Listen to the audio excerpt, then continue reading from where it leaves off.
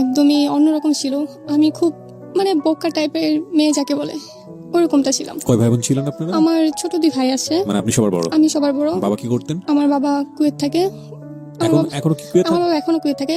গত 22 বছর যাবত কুয়েত আছেন উনি। ও, তার মানে তো আপনি জন্মের পরে বাবাকে সেভাবে দেখিনি বলে? না, সেইভাবে আমার বাবাকে কাছে পাইনি, যেটা ছোটবেলা থেকে আমার একটা আক্ষেপ ছিল যে ভালোবাসাটা কম পাইছি। আচ্ছা আচ্ছা। দেন সেখান থেকে আমার ছোটবেলাটা বড় হওয়া আমার নানু বাড়িতে। আচ্ছা। আমি 5 বছর অব্দি নানু বাড়িতে ছিলাম। তারপর দাদু বাড়িতে নিয়ে এসে আমার স্কুলে ভর্তি করে। সেখান থেকে স্টুডেন্ট হিসেবে খুব ভালো ছিলাম, অত্যন্ত ভালো স্টুডেন্ট ছিলাম। কিন্তু আমার আব্বু আর আম্মুর মধ্যে ঝামেলা করতো আমার দাদু, যার জন্য স্কুলে পড়াটা হইতেও কিন্তু আবার মাঝে মাঝে গ্যাপ পড়ে যেত। ঝগড়া হওয়ার জন্য চলে যেতে হতো নানুর বাড়িতে। একবার টোটালি সব কিছু নিয়ে সেটেল হলাম নানু বাড়িতে। দেন আব্বু যখন বাংলাদেশে আসলো তার আগেই কিছু কথা বললো। তারপর নানু বাড়ি থেকে থানা পুলিশ করার পর ওখান থেকে নিয়ে আসলো। তারপর সেখান থেকে আস্তে আস্তে থানা পুলিশ হইলো। আমার আম্মুর নামে কিছু কথা বলছিল বাজে, যার জন্য আমার দাদু বাড়ি থেকে। আচ্ছা আচ্ছা। আমার বড় চাচা বলছিল যে তুমি মানে আমার আব্বুকে, তুমি যদি না ছাড়ো তোমার বউকে তাহলে তুমি চলে যাবে, এরকম কিছু একটা বলছিল। প্রবলেম ছিল তখন। আব্বু ডিরেক্ট বলে দিয়েছিল যে তোমার বউকে যদি তুমি ছাড়তে পারো তবে আমার বউকে ছাড়বো। তারপর আর কারো কোনো কথা থাকে না। সেখান থেকে স্কুলে আমি নর্মালি কেজি স্কুলে পড়তাম। তো কেজি স্কুল আগের দিনে স্টুডেন্টের সংখ্যা খুব কম থাকতো, সেই সূত্রে স্টুডেন্ট কম আর আমি খুব চুপচাপ ছিলাম। তারপর ওখান থেকে আমাদের কেজি স্কুলটা 3 পর্যন্ত ছিল, যেহেতু টাকা লাগতো প্রচণ্ড, সবার পক্ষে সম্ভব ছিল না। তারপর আমার ক্লাস 4-এ ভর্তি করানো হলো প্রাইমারিতে। সেখানে স্যারের খুব প্রিয় হয়ে উঠছি আমি, কারণ খুব ভালো স্টুডেন্ট ছিলাম। তো তখন থেকে আস্তে আস্তে আমার পড়ার প্রতি থেকে মনটা সরে আসলো। ফ্যামিলির ঝামেলা এই সমস্ত কিছু ভালো লাগতো না। তারপর ওখান থেকে একটা ছেলে আমায় খুব ডিস্টার্ব করতো আমার এলাকার। আমি যখন ক্লাস 4-এ পড়ি, প্রেম কি ভালোবাসা কি বুঝি না, বুঝার বয়সও না অ্যাকচুয়ালি। আমি হাফ প্যান্ট পরে দৌড়াই, তখন আমি গায়ে জামাও পরি না, এতটাই ছোট। তখন নর্মালি নিছি আমি। আমার আম্মা ওই ছেলেটাকে জামাই বলে ডাকতো সবসময়, কারণ আমি ছোট ওইভাবে নেয়নি। কিন্তু ছেলেটা সত্যি সত্যি আমায় খুব পছন্দ করতো, এতটাই পছন্দ করতো যার জন্য আমাদের ওখান থেকে চলে আসতে হয়। আমাদের গাজীপুর আগে থেকে বাড়ি ছিল, কিন্তু এখানে আমরা সেটেল ছিলাম না। তারপর গাজীপুরে এসে সেটেল হলাম। এখানে এসে সেটেল হওয়ার পর আমার নতুন করে ভর্তি করলো। এখানে ভর্তি হওয়ার পর যেটা হলো, কোনো ফ্রেন্ড নাই, আমি চুপচাপ মানুষের কাছে সবাই কম আসে খুব। দেন আমি একাই থাকলাম স্কুলে। এটা কোন ক্লাসে? এটা তখন ক্লাস 8-এ। ওকে। তারপর 3 মাস পর একটা মেয়ের সাথে আমার আলাপ হলো, ওর নাম তানিয়া। ওর সাথে আমার এত ভালো ফ্রেন্ডশিপ হইলো, মানে একজন আরেকজনের সাথে থাকতে পারি না। আমার আম্মা ওকে আমার বর বলতো, মানে ও যা বলতো আমি তাই শুনতাম। ও বিবাহিত ছিল। আমাদের এলাকা আর ওদের এলাকার পাশাপাশি ছিল। তারপর ওখান থেকে আস্তে আস্তে আমাদের বন্ডিংটা ভালো হলো। কিন্তু ও একটু অন্যরকম ছিল, একটু না অনেকটাই। ও অন্যকে টাকা খাওয়া পছন্দ করতো। ও আমার সাথে আসতে যাইতো, কখনো ভাড়া নিতাম না। দেন আমরা এইভাবে আস্তে আস্তে কিছু বছর কাটাই। কিন্তু এর মাঝে আমরা এই এফএমটা খুব শুনতাম, মানে আমি প্রচন্ড ফ্যান ছিলাম। আমার এমন অবস্থা ছিল, এটা না আসলে আমার ভালো লাগতো না, ঘুমাইতে পারতাম না। মানে বুধবার মানে আমার এফএম শুনতে হবে, এরকম একটা ব্যাপার ছিল। তো আমার থেকে ওরও নেশা হয়ে গেল। এর মাঝে তানিয়ার নেশা হয়ে গেল। কিন্তু ও কখনো রাত জাগতো না, ও প্রচন্ড প্রেম করতো। বিবাহিত থাকা অবস্থায় প্রেম করতো। ওর বর থাকতো ঢাকা, ও থাকতো গাজীপুর। ঠিক আছে, অন্য সম্পর্কে খারাপ কিছু না বলি। দেন ও ক্লাসে মানে ক্লাসটা মিস দিয়ে আসে না, চুরি করে সে ক্লাসে শুনতো। আমি রেকর্ড করে রাখতাম, ও সকালে শুনে নিত। তারপর এভাবে আমাদের চলতে থাকে দিন। এর মাঝে একদিন দেখা হয়, শুরুর দিকেই একটা ছেলের সাথে দেখা হয় ওর এলাকার। ও বলে যে এই ছেলেটা বিয়ে করছে কিছুদিন আগে। তখন মাত্র 13 দিন হয়েছে বিয়ে করছে। আমি বললাম এতটুকু ছেলের বয়স কত, বিয়ে করছে? পরে আমি ব্যাপারটা ওখানে ছেড়ে দিই, আমার ওটা না কোনো মাথা ব্যথা ছিল না। আমি তখনও চুপচাপই, আমি তেমন কিছু বলতাম না। দেন আমি যখন 9-এ উঠলাম, আমার ক্লাসে একটা স্যার ছিল, উনি আমায় পছন্দ করতো, মানে এতটাই পছন্দ করতো যা বলার বাইরে। ক্লাস টিচার পছন্দ করতো? আমার ক্লাস টিচার, ওনার হাইট 6 ফুট, যার তুলনায় আমি একদমই পিচ্ছি। আমার হাইট 5 ফুট। পছন্দ মানে স্টুডেন্ট হিসেবে পছন্দ করতো না? স্টুডেন্ট হিসেবে না, উনি আমায় লাভ করতো। বুঝলেন কিভাবে?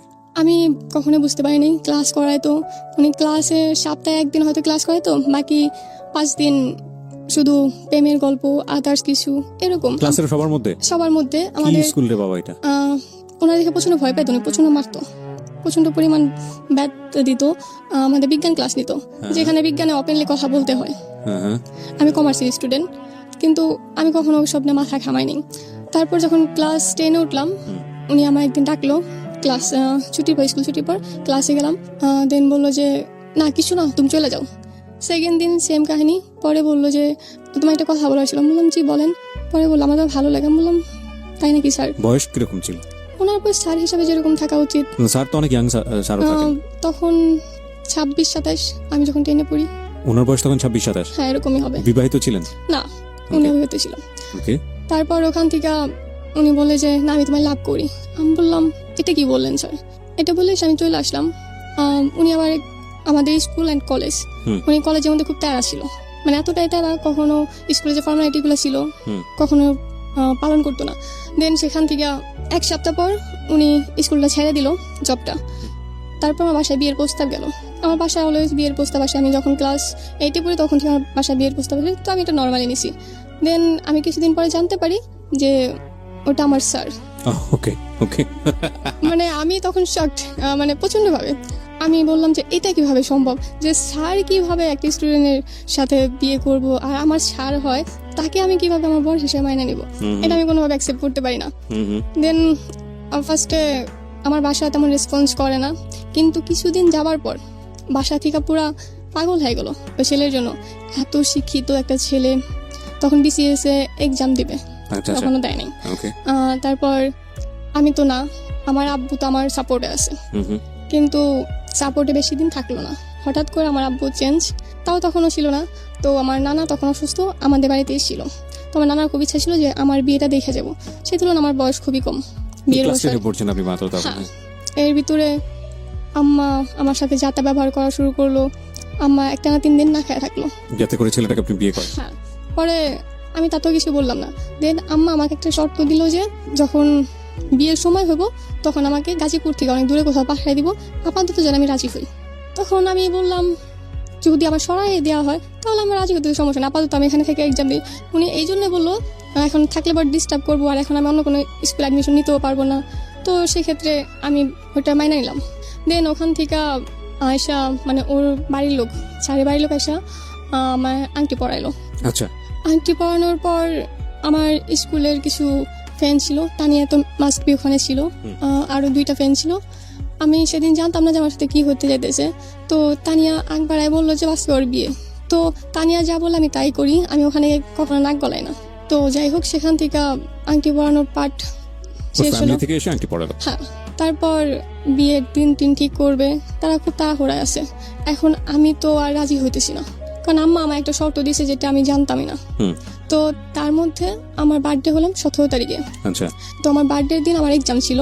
আমি সেদিন দুপুর 12টার দিকে চলে আসি বাসায়, যেহেতু সকালে এক্সাম ছিল। বাসায় চলে আসি, আসার পর আমি প্রচন্ড টায়ার্ড। তো আমার রুমে নর্মালি কেউ ঢোকে না কখনোই আমার পারমিশন ছাড়া।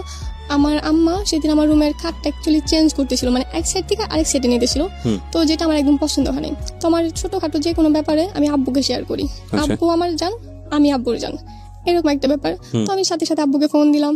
ফোন দেওয়ার পর আব্বু ফোনটা ধরতেছিল না। ওর মাঝে আমার স্যার ফোন দিল, 2বার ফোন দিছি, আমি ফোন 2বারই কেটে দিছি। আমার মানে মেজাজ প্রচন্ড খারাপ, আমি কেন তার ফোন ধরবো তখন। তো 5 মিনিট পর দেখুন আমার বাসায় আসছে। আমি স্কুল ড্রেসও খুলিনি, আমাদের স্কুলের ফ্রক ছিল। আমি একটা জাস্ট ওড়না নিছি, ওড়না বলতে গামছা নিছি ঘরে। দেন উনি আসলো, আয়সা আমার জিজ্ঞেস করলো কি ব্যাপার, ফোন ধরতেছো না কেন? আমি বললাম এমনি বলার সাথে সাথে উনি আমার একটা ঠাস করে চড় মারলো। কোনো কথা না, জাস্ট উনি বলছে যে ফোন ধরো না কেন, আমি বলছি এমনি, উনি আমার চড় মারছে। প্লেসটা কোথায় ছিল? মানে আপনার বাসায়? আমার বাসায় আমার রুম রাখা, আমি আমার রুমে গিয়ে, মানে টিভির রুম, আমার রুমে টিভি রাখা, ওখানে আমি গেছি। মানে আপনার বাসায় তখন ওর যাতায়াত ইজি ছিল? ইজি ছিল বলতে আসতো মাঝে মাঝে, আম্মা অ্যালাউ করতো। মানে তখন শুধু এনগেজমেন্ট হয়েছে? ক্লাসে গিয়ে পড়াতো? কি পড়াতো? বিজ্ঞান পড়াতো আমাদের। আচ্ছা, সবাই জানতো যে আপনার সঙ্গে এই এনগেজমেন্টটা হয়ে আছে স্যার? হ্যাঁ, মানে উনি তখন স্কুল ছেড়ে দিয়েছে আমাদের। ও স্কুল ছেড়ে অন্য স্কুলে চলে গেছে? তখন অন্য স্কুল যায় নাই, উনি আমার বাসায় বিয়ের প্রস্তাব পাঠানোর 1 সপ্তাহ আগে স্কুল ছেড়ে দিচ্ছে, যাতে স্কুলে ওনার কোনো কিছু বলতে না পারে। আচ্ছা আচ্ছা, ওকে। তো তখন কি করছে উনি? তখন উনি বেকার। তো বেকার অবস্থায় ওনাকে বিয়ে দিয়ে দিচ্ছে আপনাকে ওনার সঙ্গে? ওই BCS ক্যাডার হবে, ওনার অনেক টাকা হবে। BCS ক্যাডার তো হয়নি এখন পর্যন্ত, তার আগে মানে তারা ভাবছে যে শিক্ষিত, এত শিক্ষিত। কোথা থেকে পড়াশোনা করেছে ছেলেটা? ওনার বাসা ধামরাইল। না, পড়াশোনা করছে ইউনিভার্সিটি? আমি এত কিছু জানতাম না অ্যাকচুয়ালি, আমার ওনার প্রতি কোনো ইন্টারেস্ট ছিল না, ওনার প্রতি আমি কোনো। আপনার গায়ে হাত তুললো, তারপর? হাত তুললো, আমি মানে খুব রেগে গেলাম। মানে সেখানে উনি আবার প্রশ্ন করছে ফোন ধরো না কেন, আমি আবারও বলছি এমনি। উনি আরেকটা চড় দেওয়ার পর আমি চেয়ারে গিয়ে পড়লাম। চেয়ারটা আমাদের ছিল 15 বছর আগের, সেই চেয়ারটার সাথে সে ভেঙে গেল এত জোরে। মানে একজন টিচারের হাতে তো যথেষ্ট শক্তি থাকে না, সব টিচারের হাতে শক্তি থাকে বিষয়টা এরকম না। মানে উনি তো আগে বলছেন প্রচন্ড মারতো, ওনার দেখা প্রচন্ড ভয় পেতো সব স্যাররা, মানে স্টুডেন্টরা প্লাস স্যাররা ওনার অ্যাভয়েড করতো, এরকম একটা ব্যাপার ছিল। তারপর উনি আমার আস্তে আস্তে মানে টোটাল 4টা চড় মারলো, মানে সময় যেত। সেকেন্ড ফার্স্ট 2টা মারার পর আম্মা আসলো, আম্মা আর আমার আঙ্কেল আসলো। আমার আম্মা এসে মানে আমার বাসায় এসে আমার গায়ে হাত তুলছে। আম্মা সেটা নিয়ে তর্ক না করে জানালা দরজা বন্ধ করে সে আমাকে যাতা বলা শুরু করলো। মানে ওই ছেলের প্রতি এতটাই মুগ্ধ। Very strange. আপনার বাবা তখন কোথায়? আমার বাবা বাহিরে। দেশের বাইরে? এই বিষয়টা জানতো যে পুরো বিষয়টা? উনি তখনও জানতো না। না মানে আপনার এনগেজমেন্ট হয়ে গেছে বাড়িতে আস্তে আস্তে? ওটা উনি জানতো, কিন্তু জানতো আমার মতে, কিন্তু ভিতরে কি হয়েছে সেগুলো কিছুই জানতো না। সেটা আমিও জানছি পরে আব্বুর কাছে। ওকে, যাই হোক, তারপর স্টেপ বাই স্টেপ। তারপর ওখানে থেকে আমি আর কিচ্ছু বললাম না। আমার চোখে একটু জল ছিল না, আমি কান্নাটা ভুলে গেছিলাম। এতটা খারাপ লাগছে আমার যে আমার মা আমাকে সাপোর্ট না করে বাহিরে একটা ছেলেকে সাপোর্ট করতেছে। বিকজ আপনার বয়সটাও তো ওই সময়টাতে একেবারেই অল্প, ক্লাস 10 এ পড়ছেন মাত্র। হ্যাঁ। তারপর ওখান থেকে আমি বেরোয় গোসলে গেলাম।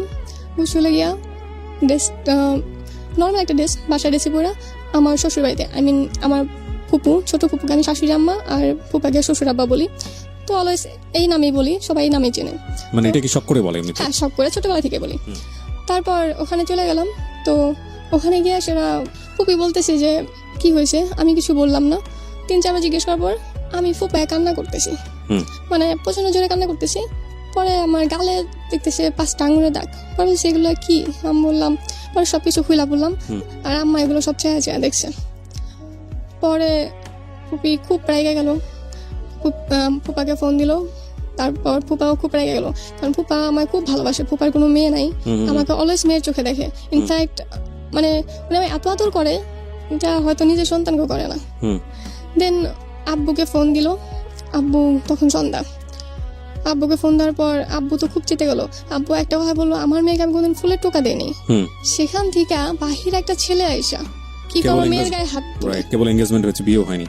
তো আব্বু এটা বললো, বলার পর আব্বু বললো যে আমার স্কুলের সাথে যাও, আমাদের এলাকায় পুলিশ ফাঁড়িটা, বলো ওখানে যাও, যাই একটা জিডি করে আসো। এটা তো ভয়ঙ্কর রূপ ধারণ করতেছে।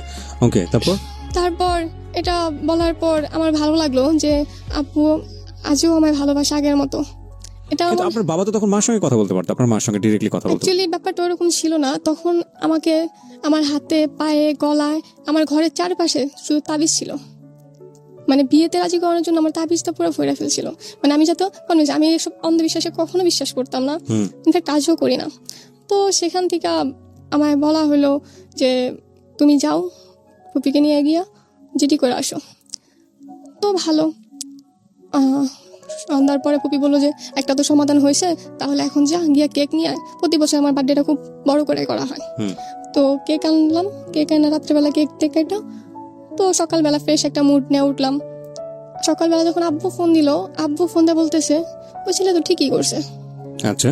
আমি তখন শকড, ফুপিও শকড যে কি বলতেছে, এক রাতের ভিতরে একটা মানুষ কিভাবে চেঞ্জ হতে পারে। পরে আমি বললাম যে বাদ দাও, তোমার ভাই চেঞ্জ হয়ে গেছে, তোমার ভাইও তাবিজের পাল্লায় পড়ে গেছে। ঠিকই করেছে বলে কি বলছিল যে এই কারণে ঠিক করেছে? কোনো কিছু না, জাস্ট বললো যে ঠিক করছে। আমি এটা মানতে পারতেছিলাম না, কিভাবে ঠিক করলো। আমি যদি খুব খারাপ একটা কাজ করি তারপরও আমার বাড়িতে এসে আমাকে মারবো, এটা কেউ মানে নিতে পারবো না। আব্বু ফার্স্টে রিয়াক্ট আর পরে যে রিয়াক্টটা করলো, সেটা আমার জন্য একটা মানে জীবন্ত লাশের মতন একটা ব্যাপার ছিল। আমি একটা মানে অ্যাকচুয়ালি মাইনে নিতে পারিনি কোনোভাবে। পরে আমি আর আমার বাড়িতে ফিরলাম না, প্রায় 1 মাস আমি ওখানে থাকলাম। ওখান থেকে স্কুলে যাতায়াত করতাম ফুপির বাসা থেকে। তারপর একদিন আইসা আমার বাসায় নিয়ে গেল, বুঝাই নিয়ে গেল আমার আম্মা। তো বাসায় নিয়ে যাওয়ার পর ওখান থেকে স্কুল কন্টিনিউ করলাম। এর মাঝে ওই ছেলেটা চিরকুট পাঠাইছে, যেটা আমার কাছে চিরকুট পাঠাইছে আমার জন্য। তো সেগুলোতে আমি পড়া দেখি নাই, কারণ আমার কোনো ইন্টারেস্ট নাই। তারপর একদিন ফোন দিয়ে সে আম্মা পাশে দাঁড়ায় রয়েছে, লাউডে ফোন দিয়ে, আমি কথা বলবো না, পরে লাউডে বলতেছে, আমার আম্মাকে মা বলে ডাকতো, যে মা আপনার মেয়ে আমাকে ভালোবাসে না, ডিরেক্ট এভাবে বলতেছে। মানে লজ্জাটা মনে হয় যে আমি পেলাম সব থেকে বেশি। একটা ছেলে এতটা বেহায়া কিভাবে হয়। তো ওখান থেকে আমি আবার শুরু করে দিলাম উল্টা পাল্টা। আমি আমার নিজেকে খারাপ প্রমাণ করার জন্য উঠা পড়া লাগলাম। আমার কিছু ফ্রেন্ড সার্কেল ছিল যাদের বলছিলাম যে আমার সাথে তোরা অভিনয় করবি। বললো যে কিরকম অভিনয়? আমি বললাম যে এমনভাবে আমার সাথে চলাফেরা করবি যাতে মনে করে যে আমার বয়ফ্রেন্ড তোরা। আর একটা মেয়ে যদি কয়েকটা বয়ফ্রেন্ড থাকে তাহলে সেই মেয়েটাকে নর্মালি সমাজে খারাপ মেয়ে হিসেবে বলে। তো খারাপ মেয়ে হিসেবে নিজেকে প্রমাণ করে লাভটা কি হবে? যাতে আমাকে বিয়ে না করে। ওকে, এটা আমার ছিল একটা মানে ওই বয়সে যে বুদ্ধি থাকে। ওকে, তো আমি তখন এরকম শুরু করলাম। তো তখন কমপ্লেন আসা শুরু করলো। আব্বু মানে একটা পয়েন্ট পেয়ে গেল যে তুমি তো খারাপ, তুমি এতগুলা ছেলের সাথে ঘোরাফেরা করো, কথা বলো, তাহলে তো খারাপ তো তুমি। আমি বললাম যে হ্যাঁ আমি তো খারাপ, মানে আমি একদম কোনো আপত্তি না, হ্যাঁ আপোষে বললাম যে হ্যাঁ আমি খারাপ, তাহলে একটা খারাপ মেয়েকে বিয়ে করার জন্য ছেলেটা কেন পাগল হয়েছে, ছেড়ে দিলে তো পারে। তারপরও নাসর বান্দা ছাড়বো না, এর ভিতরে ঝামেলা আরো বাড়তে শুরু করলো। দেন এমন সময় আমার টেস্ট পরীক্ষা শুরু হইব। তখন টেস্ট পরীক্ষা দিলাম, দেওয়ার পরে আমার ঘরে আমার বন্দি করে দিল। কিরকম? তালা দিয়ে দিল আমার রুমের মধ্যে আমার আম্মা। মানে আপনি ছেলেটাকে যাতে বিয়ে করেন, হ্যাঁ সেই জন্য আপনাকে রুমে তালা দিয়ে দিল, মানে আমার যাতে শিক্ষা হয়, ওকে এরকম একটা ব্যাপার। প্রায় এক সপ্তাহ আমার ঘরে একটানা তালা। এমনি তো আমি নর্মালি বেশি রুমের বাইরে যাইতাম না, কিন্তু তালাটা থাকলে একটা অন্যরকম ব্যাপার লাগে যে আমি বন্দি আছি, স্বাধীনতাটা আমার মধ্যে নাই। তো আমার প্রচন্ড কষ্ট হলো, মানে এতটাই কষ্ট যে আমার বলার বাইরে। ইনফ্যাক্ট খাবার পর্যন্ত দিত না। আমি তখন রুমে আসলো, আমার ইচ্ছা ছিল যে আমি স্কুলে যাব, পরীক্ষা দিব। আমি তখন পরীক্ষা না দিয়ে আমার একটা বছর নষ্ট হয়ে যাব, এটা ভাবতাম। তারপর এক সপ্তাহ পর যখন আমার রুমে আসলো, মানে জাস্ট আমার পরীক্ষাটা দিতে দাও, আমার আর কিছু না, তোমরা যা বলবো আমি তাই মেনে নেব। এসএসসি পরীক্ষা দিতে দাও না, তোমার একটা বছর নষ্ট হয়ে যাবে, আমি আর কোনোদিন দাঁড়াইতে পারবো না বইরা। পরে অনেকক্ষণ ভাবলো, তারপর বললো যে আচ্ছা ঠিক আছে, আমরা কেউ একজন তোরা নিয়ে আসবো, মানে এই জন্যই যাতে আমি পালায় না যাই। তো তখন ওইটা রাজি হলো, আমায় কয়েকদিন দিয়ে আসলো। মানে সরাসরি যেত না, অলওয়েজ ফলো রাখতো পিছনে। আমি যখন পিছনে তাকাইতাম একটা ছেলেটা দেখতে পেতাম, ছেলেটাকে আমি চিনি না, ছেলেটা আমার আম্মা লাগাইছে না শিওর জানতাম না, কিন্তু কেউ না কেউ থাকতো। আর কিছু মুখ আমার একদম চেনা হয়ে গেছিল। আমি যেদিকে তাকাইতাম ছেলেগুলোকে দেখতে পেতাম, অলওয়েজ আমার দিকে একটা মনে হয় যে ক্যামেরা ফোকাস করে আছে। তো সেখান থেকে এক্সাম দেই, রেজাল্ট আমার রেজাল্টটা খুব ভালো আমি আশা করি নাই কখনো। কারণ আমি যখন পরীক্ষা দেই আমি একটা দিন পড়তে বসতে পারিনি। এই জন্য পড়তে বসতে পারিনি, তখন আমার রুম থেকে আমি ক্লাস 4 থেকে আলাদা রুমে ঘুমাই। আমি কোনোদিন কারোর সাথে ঘুমাইতে পারি না। তখন এক ঘরে থাকতে হয়েছে, আমার রুমটা আলাদা রাখছে যাতে আমি একা কিছু করতে না পারি, ইনফ্যাক্ট সুইসাইড অ্যাটেম্প বা আদার্স কিছু করতে না পারি বা পালায় যেতে না পারি। সব কিছু মিলে তাদের সাথে থাকতে হয়েছে। আর আমাদের রুমে অলওয়েজ টিভি চলতো, যার জন্য আমি পড়তে পারিনি। বইগুলা কোথায় ছিল সেটাও জানি না। তো সবগুলো পরীক্ষা আমি না পড়ে দিই। রেজাল্ট খুব ভালো আসে নাই, একদম খারাপ আসে নাই, মোটামুটি একটা রেজাল্ট আসছে। তো সেখান থেকে পরীক্ষা দেওয়ার পরে আবার ওই ব্যাপারটা শুরু হয়। তখন পরীক্ষা শেষ করে আমি ডিরেক্ট বাসায় না গিয়া আমার আন্টির বাসায় চলে আসি। আমার আন্টির বাসা ঢাকা যাত্রাবাড়ি। তো বাসে উঠে বাড়ি থেকে পালালেন আপনি? হ্যাঁ পালালাম। বাসে উঠে আন্টির ফোন দিলাম যে আন্টি আমি আসতেছি, তোমার বোনকে যদি বলো তাহলে আমি আর যাব না। পরে আন্টি তো আমার জেদ হিসাবে খুব, মানে আমি কেমন জেদ দিমে সেটা জানে, সেজন্য বললো যে কোথাও যাইতে হবে না, আমার কাছে চলে আয়। তো আমি আন্টির কাছে চলে গেলাম, ওখানে গিয়ে আমি 15 দিন থাকলাম। তো আন্টি বুঝায়া আবার আমার বাড়িতে পাঠালো। কিন্তু বাড়িতে আসার পর যেটা হয় নর্মালি সবসময় একই রকম, ওরা আমার সাথে আবার সেম কাহিনী নিয়ে আসে। তো আমার একদম বিরক্ত লাগে গেল। পরে আমি বললাম যে এই সমস্ত বাদ দাও, হয়তো আমি ভুলভাবে কিছু করে ফেলবো। তাও তারা শুনলো না।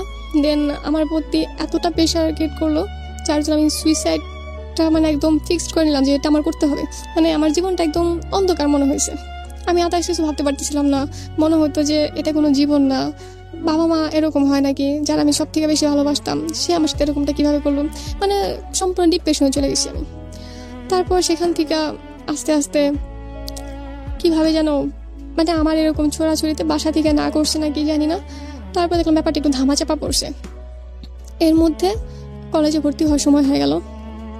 কলেজে ভর্তির জন্য আম্মা না বললো, কিন্তু আব্বু বললো যে যাই হোক ব্যাপারটা হয়তো ভুলে গেছে, ও ভর্তি করাই দাও। আগের ব্যাপারটা তারা মানে অনুতপ্ত যে না আমরা অন্যায় করছি, আমার সাথে যেটা হয়েছে সেটা অন্যায় হয়েছে, আমাকে জোর করাটা ঠিক হয় নাই। অনুতপ্ত কেন হলো? সুইসাইড করার অ্যাটেম্প নেওয়ার কারণে? হ্যাঁ, তো সেখান থেকে সুইসাইড করার অ্যাটেম্পটে আপনি ওরা কি বুঝতে পেরেছিল যে আপনি সুইসাইড করতে যাচ্ছেন এরকম কোনো কিছু? আমার হাতে এখানে কাটা, এখানে 4টে সেলাই করা, দেন আমি হাত কাটা, তারপর যেটা বলে বিষ খাওয়া, ওরকম মানে আমি প্রচন্ড দাগের মতন হয়ে গেছিল। আমি করতাম কি বলে ঘুমের ট্যাবলেট খেতাম। একদিন লাস্টে আমি খাইছিলাম মানে রেগুলারই 8-10টা করে খাইতাম, লাস্টের দিন আমি 16টা খাইছিলাম। তখন মানে আস্তে আস্তে আমার ব্যাপারটা খুব বাজে হয়ে গেছিলো, মানে এতটা খারাপ অবস্থা দেখা মা বাবা তো হাজার হোক হয়তো একটা অন্য কিছুর ভিতরে চলে গেছিল, কোন একটা লোভে বা যাই হোক, শিক্ষিত ছেলে শেষ পর্যন্ত ওখান থেকে ফিরে আসছে যে না ঠিক আছে বিয়ে না করলেও চলবে। হ্যাঁ, ওকে। দেন কলেজে ভর্তি করানোর পারমিশনটা আব্বু নিজে থেকে দিল। কলেজে ভর্তি হলাম, গাজীপুরেই হলাম। ওখান থেকে আমি তখন মাত্র একটা খারাপ সময় থেকে বের হয়েছি, এমনি তো চুপচাপ। তারপর ওখান থেকে আমার ফ্রেন্ডরা আমাকে চুপচাপ বলা শুরু করলো, আর আমি অলওয়েজ মুখ পায়ে ক্লাস করতাম। ফার্স্টের 3 মাস আমার ফেস কেউ কখনো দেখে নাই, না কোনো ফ্রেন্ড না কোনো স্যার। তারপরও খাওয়া দাওয়াটা আমি করতাম না কলেজে, ফেস বের করতে হবে দেখা। তো ফ্রেন্ড সার্কেলদের চাপে পড়া অন্তত টিফিন টাইমে আমার মুখটা খুলতে হতো। তো সেখান থেকে আস্তে আস্তে 2-1 করে চেনে। তার মাঝখানে এলাকার একটা ছেলের সাথে আগে চিনতাম, এর আগে আমি বলছিলাম যে একটা ছেলে তানি আমার সাথে পরিচয় করে দিচ্ছিল যে বিয়ে করছে।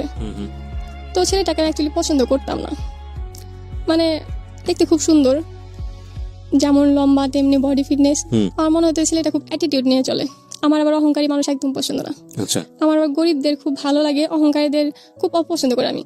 আর এটার কারণ হইলাম আমার বাবার প্রচন্ড টাকা, কিন্তু আমার মনে হয় যে টাকা থাকলে পরে কেউ ভালো মানুষ হতে পারে না, ভালোবাসা থাকে না। মেন কথা ভালোবাসা থাকে না, কারণ আমি যেটা সব থেকে বেশি ভুগছি ভালোবাসা কম ছিল আমার মনে হয়েছে। কারণ যদি ভালোবাসা থাকতো আমার মা হয়তো বা তখন আমার পাশে থাকতো, ওই খারাপ সময়টা আমি আমার পাশে পাইনি। তো সেই জন্য ওই ছেলেটাকে আমি তেমন পছন্দ করতাম না। তো ওদের একটা দোকান ছিল, ওর চাচার দোকান, তো সেখানে ও জব করতো। আমার আম্মা আবার ওই দোকানের যত গহনা আছে ওখানেই বানায়। তো ঈদের পর ছিল সময়টা, যেহেতু ছুটির টাইম থাকে, কিন্তু আমাদের কলেজ ঈদের 3 দিন পরে খুলে। তো সেক্ষেত্রে আমার একটা গহনা বানানোর ছিল, তো আম্মা বলে যে ওই দোকানে যাইতে হবো। আমি 2 দিন ঘোরার পর ওই দোকানটা খোলা পাইনি। এবার আম্মাকে আমি ফোন দিয়ে বললাম যে না এটা সম্ভব না, আমি আমার পরিচিত দোকান আছে সেখান থেকে করবো। আম্মা বললো যে না তুমি ওখান থেকে বানাইবা। তো সেক্ষেত্রে বাধ্য হয়ে আমি ওখানে গেলাম। ওখানে যাওয়ার পর ছেলেটার সাথে আমার আবার দেখা হলো। দেখা হওয়ার পর হাই হ্যালো যেটা হয় নরমালি। ওই ছেলেটা গহনার দোকানে কি করতো? তখন ওই দোকানে জব করে। ওকে, মানে ওর চাচার দোকানেও জব করে। আমি অর্ডার দিয়ে আসলাম, পরে দোকানের রুলস যেটা নাম্বার দিতে হয়, হয়ে গেলে পরে ফোন দিব। তো আমার ফোনে একটা সিস্টেম ছিল যেটা আমার ফোনে যে কটা নাম্বার সেভ করা শুধু ওখান থেকে কল আসবে, তার বাইরে কোনো নাম্বারে কল আসবে না। তো ছেলেটাকে আমি বলছি যে ভাইয়া আপনার নাম্বারটা দেন, আমি সেভ না করলে আমার ফোনে কল আসবে না। তো উনি একটু অন্যরকম ভাবে নিয়েছে, একটা মেয়ে আমার নাম্বার চাইছে, মানে ব্যাপারটা একটু অন্যভাবে নিয়ে নিছে। পরে উনি অন্য নাম্বার থেকেও ট্রাই করছে যে আসলে সত্যি বললো না মিথ্যা। তো ট্রাই করে দেখে যে না আমি সত্যি বলছি। তারপর নেক্সট টাইমে যখন আনতে গেলাম তখন উনি আমার ফেসবুক নাম্বারটা মানে অ্যাকাউন্টটা রেখে দিল। ফেসবুকে আমাদের আস্তে আস্তে ফ্রেন্ডশিপ হয়। যে ছেলেটাকে আমি সবচেয়ে ফেসবুক অ্যাকাউন্টটা আপনি কেন দিলেন? আপনি এতটা কনজারভেটিভ ভাবে চলেন। আমি পছন্দ করতাম না, তারপরও কেন জানি না হঠাৎ করে তার জন্য আমার একটা অন্যরকম ফিল আসলো। ওকে, তো ফেসবুক অ্যাকাউন্টটা যাওয়ার পর দিয়ে দিলাম। আস্তে আস্তে হাই হ্যালো ঠিকা খুব ভালো ফ্রেন্ডশিপ হলো। তারপর ফোন নাম্বার নিল। একদিন বললো যে আমি তোমাদের কলেজের ওখানে যাব, আমাকে নিয়ে যাবা? বললাম কেন আপনি চেনেন না? পরে বললো না এমনি যাবো, আমার ফ্রেন্ড আছে তো ওখানে মিট করতাম। তারপর আমার সাথে কলেজে গেল সকালে। সেখান থেকে আসার সময় সেম আমি এখন আসবো কি। পরে সেখান থেকে মানে আসা যাওয়াটা শুরু হলো। তারপর ওর আবার শনিবার দিন ছুটি থাকে, যেহেতু জুয়েলার্সের দোকান। তারপরে আবার একদিন আমাদের রোডে মানে কোনাবাড়ি রোডে প্রচন্ড জ্যাম থাকে, প্রচন্ড পরিমাণ, কারণ ফ্লাইওভার হইতেছিল এখন কমপ্লিট, সেজন্য জ্যাম থাকতো। তো জ্যামে পড়ছি রাত্রি প্রায় 7টার উপরে বাজে। আমার কোচিং শেষ করে বের হতে 6টার মতন বাজে। তো ওইদিকে রাত হয়ে যায়, 7টার মধ্যেই সন্ধ্যা। তো উনি আমার ফোন দেয় যে কোথায় তুমি, আমি বললাম যে আমি তো কলেজ গেট আছি, সো এখানে জ্যামে আছি, আপনি কি আমার ফোনে কিছু টাকা দেবেন, বাসায় ফোন দেওয়া বলতাম যে আমি জ্যামে আছি, নয়তো টেনশন করবো। উনি একটু অন্য মাইন্ডে নেয় না, তবে ওনার ফ্রেন্ড সার্কেল দিয়ে যখন বলে ওর মানে তানির বান্ধবী, আমি তানি সবার থেকে টাকা খাইতো, তো আমায় ওরকমই ভাবছে ওর বন্ধুরা। পরে আমি তো টাকা পরে দিন দিয়ে দিব, ইনফ্যাক্ট আমি দিয়েছিলামও, নেয় নাই। তো যাই হোক, উনি বললো যে আচ্ছা তুমি থাকো তাহলে, আমি আসতেছি। তো আমি কলেজ গেট নেমে গেলাম, নেমে যাওয়ার পরে আমি কিছুক্ষণ দাঁড়ায় রইলাম, তারপর দেখি 2টা রিক্সা নিয়ে আসছে। তো রাত্রিবেলা একটা ছেলে একটা মেয়ে নিতে আসছে, কেন জানি না ওই ছেলেটার প্রতি আমার বিশ্বাস জাগলো। আসলো, রিক্সায় বসছি, মানে কারো গায়ে কারোর সাথে একটু ছোঁয়া লাগে নাই, এতটা আমাদের দূরত্ব ছিল এক রিক্সা থাকা সত্ত্বেও। তো আমার সেখান থেকে আরও ভালো লাগলো যে এই যুগে এত ভদ্র ছেলে পাওয়া যায়। তারপর সেখান থেকে আমাদের বন্ধুত্বটা আরও ঘনিষ্ঠ হয়। তারপর আমার মাথায় আসলো যে তানি একদিন বলছিল যে ছেলেটার বিয়ে হয়েছে।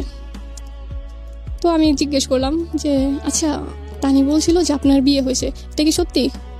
পরে বললো না, মানে কিছুক্ষণ ভাবার পর উনি ডিরেক্ট না বলে দিল। তো আমি সেটা না আর বেশি ভাবি না, কারণ আমি ওনাকে হঠাৎ করে খুব বিশ্বাস করে ফেলছি। আর উনি এটাও সাথে বললো যে তুমি কখনো তানির সাথে কন্ট্যাক্ট করো না, কন্ট্যাক্ট করলো আমার ব্যাপারে জিজ্ঞেস করো না। পরে আমি মানে আর জিজ্ঞেস করি না ওনার ব্যাপারে। তারপর আস্তে আস্তে আমাদের ভিতরে একটা ভালো লাগা তৈরি হয়। যখন ভালো লাগাটা মানে আমি ওনার প্রতি ওনার ব্যবহার সব কিছুতে আমি একদম ফিদা। এর মাঝে উনি প্রচণ্ড গিল্টি ফিল করতেছে, তো আমার কাছে একটা ট্রিট চেয়েছিল, তো সেটা দেওয়ার জন্য আমি একদিন গেছি। দেন উনি বললো যে মানে আমি এখন খাবো না। পর আমি জোর করার পরে উনি গেল, কিন্তু আমরা দই নিয়েছিলাম 2টা, কিন্তু দইটা একদমই খেলো না। পরে আমি চলে আসলাম। তারপর ওখান থেকে বাসায় গেলাম। বাসায় যাওয়ার পর রাতে ফোন দিল, বললো যে তুমি আমার একটা প্রশ্ন করছিলা, আমি তোমার মিথ্যা কথা বলছি। আমি বললাম কি মিথ্যা বলছেন? পরে বললো যে আসলে আমার বিয়ে হয়েছে। আমি তখন মানে আকাশ থেকে পড়লাম এরকম একটা ব্যাপার, কারণ তখন আমি অলরেডি ওনার প্রতি অনেকটাই ফিদা হয়ে আছি। আপনি তখন কলেজে পড়েন? আমি তখন কলেজে ফার্স্ট ইয়ারে। পড়াশোনা করতো না? না, ও পড়াশোনা করতো না বলতে ওর বাসা থেকে ছাড়াই দিছে। ও একটা গোল্ডের দোকানে কাজ করতো কর্মচারী হিসেবে? হ্যাঁ।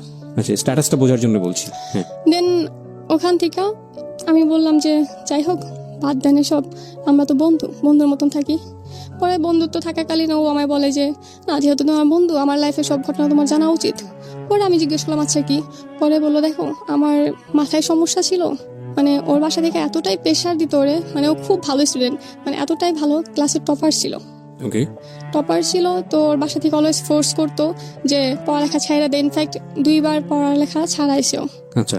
কিন্তু ও পড়ালেখা কখনোই ছাড়তে যেত না, যেহেতু একজন স্কুলের টপার ক্লাসের, সো সে কখনোই ছাড়তে চায় না পড়ালেখা। তারপর ওর বাবা জুয়া খেলতো, তাস খেলতো, তো হাইরা যেত। ওর মা গার্মেন্টসে কাজ করতো, কিন্তু ওর মা যখন টাকা দিতে চাইতো না, ওর বাবা ওর মারে মারধর করতো, মারধর করে টাকা নিত, নিয়ে তবুও জুয়া খেলতো। ছেলে মেয়ের পড়ালেখা ভবিষ্যৎ এই সমস্ত নিয়ে কিচ্ছু ভাবে নাই কখনো। ওনার শুধু একটা নেশা ছিল, নেশায় গেলে যেটা হয় নর্মালি। তারপর সেখান থেকে ওর পড়ালেখা চাপ ছাড়তে হইব, এগুলা ভাবতে ভাবতে ওর মাথা খারাপ হয়ে যায়, মানে পুরোপুরি পাগল হয়ে যায়। তো পাগল হওয়ার পরে যখন ঠিক হয়, প্রায় কিছু মাস লাগে সময়, ঠিক হওয়ার পরে ওর বাবা যৌতুক নিয়ে ওর বিয়ে করায়। ওকে ওকে। মানে শুধুমাত্র যৌতুকের জন্য। ও তখন মাত্র ক্লাস 10-এ উঠছে। Very strange. ওকে। তারপর মানে একটা বাচ্চা ছেলে তাকে বিয়ে করায়। আর ওর যখন বিয়ে করায় মাত্র ঠিক হয়েছে, আর একটা যখন বাচ্চা জন্ম নেয় তখন কিন্তু সে কিছু বুঝে না, সেরকম একটা ব্যাপার থেকে বের হইতে সময় লাগে, সেই সময়টা তাকে দেওয়া হয় না। ওর যখন যা বলা হয়তো তাই করতো। তো সেখান থেকে ওরে 2 লাখ টাকা যৌতুক নেওয়া বিয়ে করায়, কিন্তু 2 লাখ টাকা দেওয়ার কথা ছিল, কিন্তু দেয় মাত্র 1 লাখ টাকা। আর ওদের বাড়ি থেকে গয়না দেয়। ও এগুলো না কোনো মাথা ব্যথা ছিল না। তারপর সোহানের বউ বাসুর ঘরে ওরা যখন রেখে আসে, আর ও তো সোহান তো বাচ্চা, ক্লাস 10-এ পড়ে। আমার বেলা তাই মনে হয়েছে আমি একটা বাচ্চা মেয়ে। সো সেম যদি আমার এসে হয় তাহলে তাই মনে হবে। তো ওর বউর আগে একটা বিয়ে হয়েছিল, মানে ওর বউর এখন বয়স 30+ হবে, 30 বলছি 35+। ওকে। এখনই শুধুমাত্র যৌতুকের কারণে এই বিয়েটা হয়েছে? হ্যাঁ, যৌতুকের কারণে বিয়ে হয়েছে। আমি ইন ডিটেইল যাচ্ছি না। তারপর কি হলো? আপনার সঙ্গে কি হচ্ছিল কথোপকথন? যাই হোক, তারপর ওইটা বললো, আমি বললাম যে এটা খুব খারাপ হয়েছে, খুবই অন্যায় হয়েছে আপনার সাথে। দেন ও এটা নিয়ে সেরা মানে বলতে বলতে কান্না করে দিল। তো এখান থেকে আমি বেস্ট। তারপর ও যে কথাটা বললো, যে কারণে আমি একদম ইমপ্রেসড হলাম যে আমি আমার লাইফে এমন কাউকে চাই যার মানে সে সব কিছু জানা সত্ত্বেও আমার পাশে এসে দাঁড়াইবো। আর এখন যে আছে তাকে আমি কোনোদিনই আমার মন থেকে মাইনে নিই ইনফ্যাক্ট আমি নিতে পারবো না, কারণ আমার থেকে বয়সে না হলো 10 বছরের বড় হবে। আর যার আগে একটা বিয়ে হয়েছিল তাকে আমি কীভাবে আমার বউ বলে মাইনে নিব? সো সে মাইনে নিতে পারে না। তারপর ওখান থেকে আমি বললাম যে আচ্ছা আপনার অতীতে যা হওয়ার হয়েছে বাদ দেন, আমরা তো খুব ভালো বন্ধু, আমাদের যাই হোক আমরা এইসব বাদ দিয়ে সেটা আমরা বন্ধু, আগে যেরকম বন্ধুত্ব ছিল বন্ধুত্বটা নিয়ে থাকি। তো সেই হিসাবে আমরা সবসময় কথা, যেহেতু ফেসবুকের যুগ অলওয়েজ টাচে থাকা যায়, তো আমাদের প্রচণ্ড কথা হয়তো। ওখান থেকে আস্তে আস্তে দেখা সাক্ষাৎ হয়। তারপর একদিন বৃষ্টির দিনে, শনিবার আমি নর্মালি কলেজ যেতাম না, ওর সাথে বের হইতাম। বৃষ্টির দিনে বের হই, অ্যাকচুয়ালি আমরা বের হলে বৃষ্টি হতো, মানে আমরা যেদিনই বের হইতাম প্রচণ্ড রোদ, মানে এতটা রোদ মনে হয় যে রোদে মাথা ফাইটে যাব, কিন্তু বের হলে পরে একসাথে হলে বৃষ্টি হতো। তো সেদিনও তার ব্যতিক্রম হলো না, বৃষ্টি। তো বাস থেকে নামা অর্ধেক রাস্তা আসার পর এত বৃষ্টি হয়েছে যে বাস যাইতে পারবো না। তারপর আমরা নামলাম বৃষ্টিতে ভিজে। তারপর সেখান থেকে একটা চায়ের দোকান ঢুকলাম। আমি 1 কাপ চা খাইতে খাইতে ওর 2 কাপ চা খাওয়া শেষ। তো সুন্দর, মানে আগেও আসছি কখন এত সুন্দর লাগে নাই, তখন খুব সুন্দর লাগলো। ও কয়েকটা সেলফি নিল দাঁড়ায়, আমি অবাক হয়ে দেখলাম। তখন আমরা শুধু ফ্রেন্ড। তারপর সেখান থেকে ও বাড়িতে আসলাম। আসার পর আমি বাসা থেকে বের হয়ে বা ঢুকি, কখনো প্রশ্ন করে না যে কোথায় গেছিলাম বা কোথা থেকে আসলাম। আপনার বাড়িতে? হ্যাঁ, এই স্পেসটা দেয় নাই। অ্যাকচুয়ালি আমাকে বেশি চিপ ছিল, মানে লেবু বেশি চিপলে তিতা লাগে, আমার অবস্থা হয়েছিল তাই। মানে আমাকে এতটা প্রেশার দিছিল যার জন্য আমি অবাধ্য হয়ে গেছিলাম, বাড়িতে কারো কথা শুনতাম না তারপর থেকে। তো সেখান থেকে আরেকদিন বের হলাম, আমরা সাবারি পার্কে গেলাম। তো সেম কাহিনী, আমরা বের হলে বৃষ্টি হয়, সেদিনও বৃষ্টি। তো আমরা হলো সিএনজিতে আসতাম। তো সেদিন আমাদের আসতে প্রায় 2 থেকে 2.5 ঘন্টা সময় লাগে। ও 2.5 ঘন্টা পরে শুধু ভাবলো, মানে কিছু একটা বলতে চাইতেছে কিন্তু বলতে পারতেছে না। তো সিএনজি থেকে নামার সময় আমার হাতটা নিয়ে একটা সফট কিস করা চলে গেল। সেই কিসটা আমার কাছে এত ভালো লাগলো, মানে একটা ছেলে আমার হাত ধরতে, একটা মেয়ের হাত ধরতে এতটা সময় নেয়, এটা আমি কখনো ভাবতে পারিনি। তো সেখান থেকে আমার ভাবনাটা শুরু, মানে সেখান থেকে আমি আর শুধু ফ্রেন্ড হিসাবে নিতে পারলাম না। আরও তো সবসময় চাইতো যে ওর লাইফে এমন কেউ আসুক যে ওর জীবনটা একদম বদলায় দেখ। তো সেখান থেকে আমাদের আস্তে আস্তে কথাবার্তা শুরু হয়, কিন্তু আমাদের রিলেশনে কখনো প্রপোজটা ছিল না। একটা রিলেশন, শুধু একটা রিলেশন, কিন্তু কোনো প্রপোজ নেই। আমার বেস্ট ফ্রেন্ড ছিল যে আমায় খুব পছন্দ করতো, আমার কলেজ একটা ফ্রেন্ড ছিল সেও আমায় খুব পছন্দ করতো, কিন্তু আমি তাদের সাথে কখনোই এমন কিছু বলি নাই যে আমি তোমার সাথে প্রেম করব বা তোমাকে ভালোবাসি বা কোনোদিন আমি করতে পারবো। কিন্তু তারা আমার শুধু শুধু ভুল বুঝলো, আমি তার সাথে অ্যাকচুয়ালি কন্ট্যাক্ট বাদ দিয়ে দিলাম। তো আমার একমাত্র কথা বলার মানুষ সে, অলওয়েজ তার সাথে আমি কন্ট্যাক্টে থাকতাম। যদি আমার ফ্যামিলির কোনো প্রোগ্রামে কোথাও যাব সেটাও আমি তার থেকে পারমিশন নিতাম। মানে আমাদের সম্পর্কটা এতই ভালো ছিল, আমাদের সম্পর্কের ভিতরে কোনো মিথ্যা ছিল না, যা ছিল সত্যি ছিল। আমরা মানে একে অপরকে খুব ভালোবাসতাম। তো যখন ইন্টার শেষ হয়, তারপরে বেকার, মানে 3 মাস সময়টা কিভাবে কাটবো ভেবে পেতেছিলাম না। তো আমি সেই সময়টা একটা টাইম পাসের সময় খুঁজতেছিলাম, যে একটা জব করব বা কিছু করবো, জাস্ট টাইম পাস। তো সেখান থেকে হসপিটালে, কোনোবার একটা হসপিটালে আমি সিভি জমা দিই। তো সেখানে দূর হয়ে যায়।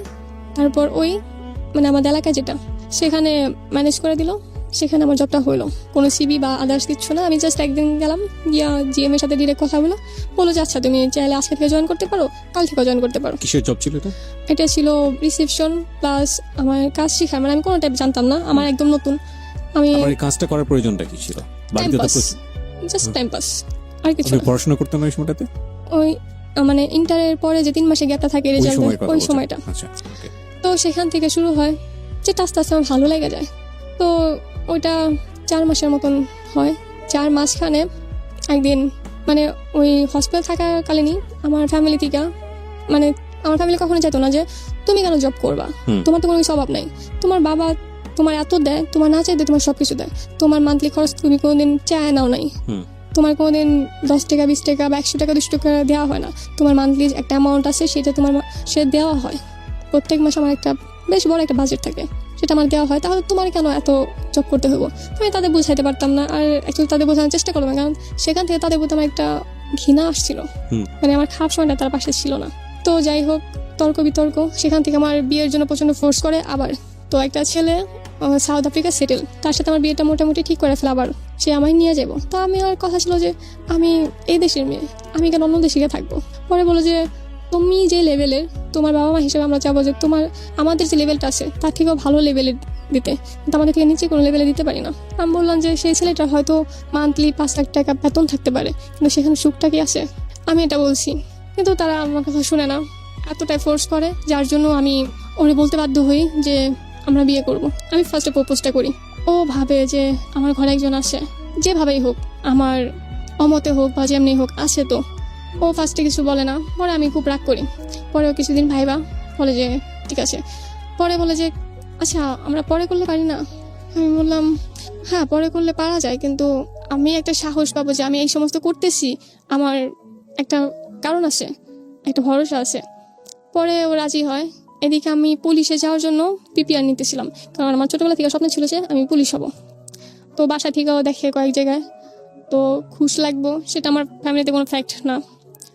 বর্তমানে সব জবে ঘুষ লাগে, তো আমি চাইতাম যে ঘুষ ছাড়া জব নিতে। তো আমার একটা ফ্রেন্ড আছে যে পুলিশ, ও বাসা সিলেট, তো ওর মাধ্যমেই ও বলে যে আমার বাবা করতে পারবো সব। আমি বললাম যে আমি কিন্তু ঘুষ দেবো না, আমি পারবো কিন্তু আমি দেবো না। পরে বলে তোর কিচ্ছু লাগবে না, তুই শুধু আয়। পরে আমি সেই লক্ষ্যে ছিলাম। আমাদের প্ল্যান ছিল যে ওখান থেকে যাব, আমরা একটা টাকা মানে ভালো একটা অ্যামাউন্ট আর্ন করার পর ওর লিগালি ডিভোর্স দিয়ে দিব, তারপর আমরা বিয়ে করব। কিন্তু আমার ফ্যামিলি প্রেশারের জন্য সেটা হয়ে উঠলো না, যার জন্য আমরা লুকায় বিয়ে করতে বাধ্য হলাম। তো বিয়ে করলাম। বিয়ের পর লুকায় বিয়ে করলেন বলতে আমি লুকায় বিয়ের ঘটনাটা একটু জানতে চাই। লুকায় বিয়ে বলতে আমি শুধুমাত্র বিয়ে করে সেটা ও যেন কারো না হয়, আর আমি যেন কখনো অন্য কারো দিকে যাইতে না পারি, আমার যেন কখনো অন্য কারোর প্রতি উইক হইতে না হয়, মানে নিজের মধ্যে একটা বাধা সৃষ্টি, সেটা করে নিলাম আর কি, কাউকে না জানায়।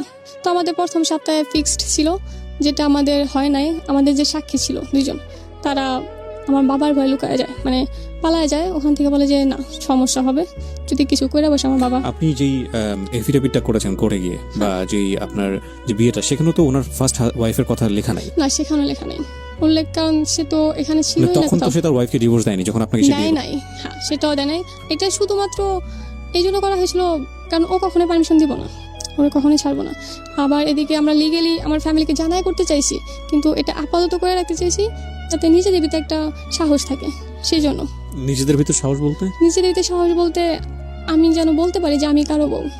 আমি মেন্টালিটির কোনো ব্যাখ্যা পাই না। এটা আপনি ফার্স্ট টাইম না, এরকম অনেক টিনেজার, তখন তো আপনি টিনেজার না বলা চলে, 18 বছর বয়স, তখন টিনেজারই বলা চলে, যারা এখানে আসে এবং এসছে এই একটা জায়গা থেকে তারা বলে যে আমি তো কারো ওয়াইফ, সে তো আমার হাজবেন্ড। বাট এটা কি ইনসিকিউরিটি দেয়? এটা কি দেয়? কোনো ব্যাখ্যা আমার কাছে নাই এটা। বাট এটা যে একটা কত বড় সিদ্ধান্ত, এটা কি জানেন? হ্যাঁ, এটা তখন যায় নাই, তবে এখন বুঝতে পারতেছি। আচ্ছা, গো ফার্স্ট, আমরা একটু সামনের দিকে আগাই। তারপর আমার যেদিন বিয়ে হয় সেদিন আমার প্রচন্ড জ্বর ছিল। আমার জ্বর নর্মালি খুব কম আসে, 4 বছর 5 বছর, সর্বনিম্ন 4 বছর। যখন আসে 1 সপ্তাহ বিছানা থাকবো আর অবস্থা খুব খারাপ থাকবো। তো বিয়ের দিন প্রচন্ড জ্বর, তো আমি ওরে বলি নাই যে আমার জ্বর, তো সেই অবস্থায় যাই। কিন্তু আসার পরে আমি আবার একটা ফ্ল্যাট নিয়েছিলাম, আমার হসপিটালের সাথে একটা ফ্ল্যাট ছিল। আমাদের নিজস্ব বাড়ি আছে, আমাদের ওখানে 2টা বাড়ি, তার সত্ত্বেও আমি একটা ফ্ল্যাট নিয়েছিলাম। রাত হইলে বা টাকার তো সমস্যা নাই। তো আপনাকে হাত খরচটা কে দিত? আমার বাবা দিত। কত টাকা দিত প্রতি মাসে? আমি যখন যেমন দাবি করতাম। আনুমানিক অন এভারেজ 5,000 6,000। আর আপনি ফ্ল্যাটটা নিলেন, এটার ভাড়া কত ছিল? ওটার ভাড়া ছিল 3,000। এটা গাজীপুর এরিয়াতে? হ্যাঁ। ওকে, তারপর ওখান থেকে কি হিসেবে ফ্ল্যাট নিলেন? জামাই বউ? না, সিঙ্গেল ফ্ল্যাট নিলেন। ওটা কেন নিলেন তাহলে? সিঙ্গেল ফ্ল্যাট নিলাম জাস্ট কোনো ঝামেলা হলো বা রাতে যাইতে সমস্যা হলো, ডিউটিটা আমার আস্তে আস্তে বাড়তেছিল। রাতে যেতে সমস্যা হলো মানে কোথায় যেতে সমস্যা? মানে আমার বাসা যেতে ওখান থেকে 10 মিনিট সময় লাগে। তো 10 মিনিটে এটা আপনার বাসায় জানতো যে আপনি যে ফ্ল্যাটটা এখানে ভাড়া নিয়েছেন? জানতো। বাসায় জানতো। ওকে, তার মানে ভাড়াটা তারাই বিয়ার করতো। হ্যাঁ। তো সেখান থেকে আমি অসুস্থ হয়ে 1 সপ্তাহ পর উঠলাম, সেখানে বিয়ের 7 দিন কেটে গেল। বাকি 7 দিন ওইভাবেই গেল। মানে বিয়ে হয়েছে এরকমটা মনে হয় নাই, কারণ বিয়ের পরে 7 দিন দেখি না নিজের বরকে। তারপর আমি হসপিটাল তো কদিন যাইতে পারিনি। 15 দিনের মাথায়, মানে 16 তারিখ আমাদের বিয়ে হয়, 1 তারিখে 16 ডিসেম্বর ও প্রচণ্ড বমি করতেছিল, প্রচণ্ড পরিমাণ বমি। তো আমি বিকেলবেলা ওরে গিয়া 2টা ট্যাবলেট দিয়ে আসলাম বমির, যাতে খায়। তো দিয়ে আসার পরও খাইলো, তারপর বমি কমলো না। সেদিন 16 ডিসেম্বর হিসেবে আমাদের হসপিটালে একটা প্রোগ্রাম ছিল, তো আমার ছোটবেলা থেকে রান্না বান্নাটা খুব ভালো পারতাম আমি। তো হসপিটালে যাওয়ার পরে আমি রান্না একদিন করছিলাম, সেই জন্য স্যার বললো যে আজকেরটাও তুমি করো। তো সেই সূত্রে রান্নাটা করতে গেছি। স্যার, আমি ফার্স্টে থাকতে চাইছিলাম না, স্যার পর রিকোয়েস্ট করলো। রিকোয়েস্ট করার পর আমি 6 তলা চলে গেলাম রান্নার জন্য। দেন রান্না করলাম, রাত্রি 10টা বাজে নিচে নামলাম, মানে গ্রাউন্ড ফ্লোরে নামার পর এখন ওর চাচা যে উনি এসে ভাইস্তা বলে রাখতেছে, ভাইস্তা কোথায়, কোন কেবিনে আছে। তখন আমি জানি যে ভাইস্তা তো একজনই আছে, আর কারো ডাকবো না। আমি খাবারটা মানে ঢিল মেরে সেটা আমি ওরা খুঁজতে গেলাম, মানে সবাই আমার দিকে হা করে থাকা রয়েছে, হঠাৎ এরকম সিনকিট ক্যান করতেছে। তো আমি চেম্বারে গিয়ে দেখি যে ও বেডে শুয়ে আছে। পরে আমি ওরে দেখে বললাম, আপনি এখানে কেন? ও বলতেছে এত রাত হয়ে গেছে, আমার ডিউটি নর্মালি 7টা অবধি, তো আমি রাত করি না। তো এই জন চিল্লাতেছে কেমনি আমি বাসায় যাব। আমি ওটা না ভেবে সেটা ও হসপিটাল অ্যাডমিট কেন এটা না আমি বেশি ভাবতেছি। পরে রিপোর্ট আসলো, রিপোর্ট দেখা তো আমার চোখে একদম জল চলে আসলো, যেটা কী দেখতেছি আমি। দেন আমি রিপোর্টগুলো নিয়ে স্যারের কাছে গেলাম। স্যার বলতেছে, স্যার আমার নর্মালি তুই করে বলতো যে এই ছেলেটার তো 2টা কিডনি শেষ। আমি বললাম এটাই কি বলতেছেন? পরে কি হয়েছে 2টা কিডনি শেষ, মানে নষ্ট হয়ে গেছে, 2টা কিডনি ড্যামেজ। আমি বললাম স্যার এটা কিভাবে বিয়ের সম্ভব? কয়দিন পরে জানলেন? বিয়ের 15 দিন পর।